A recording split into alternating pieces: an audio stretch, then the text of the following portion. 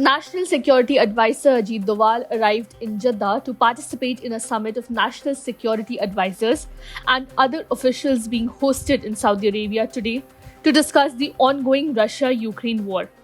Doval received a warm welcome from Indian Ambassador to Saudi Arabia Sohail Khan and Consul General Mohammad Shahid Alam at the airport. The meeting is being organized in the coastal city of Jeddah to discuss Ukrainian President Volodymyr Zelensky's plan for peace amid the ongoing conflict with Russia. The meeting is an effort by Crown Prince Mohammed bin Salman to become a mediator in resolving the conflict between Russia and Ukraine, which started in February last year. Zelensky was invited by the Crown Prince in May this year to a summit of Arab states where he appealed to Middle East nations to stand in solidarity with his country against Russia. According to reports, 30 countries have been invited by Saudi Arabia, and although Ukraine is participating in the summit, Russia is not.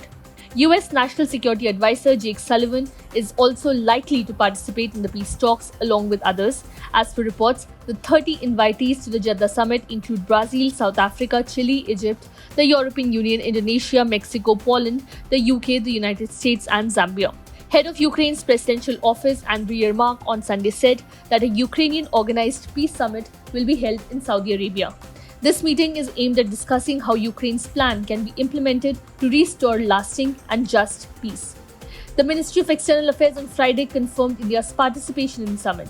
India will participate in this event, and our participation is in consonance with a long-standing position that dialogue and diplomacy is the way forward, said MEA spokesperson Arindam Bagchi. Meanwhile, Russia said that it is keeping an eye on the meeting.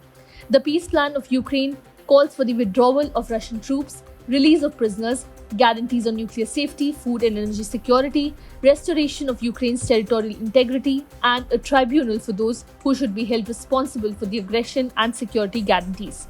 As per the plan, Russia will be held accountable for war atrocities and will have to surrender all territories captured from Ukraine and pay damages as well. The plan has been rejected by Russia in the past. Subscribe to One India channel and never miss an update.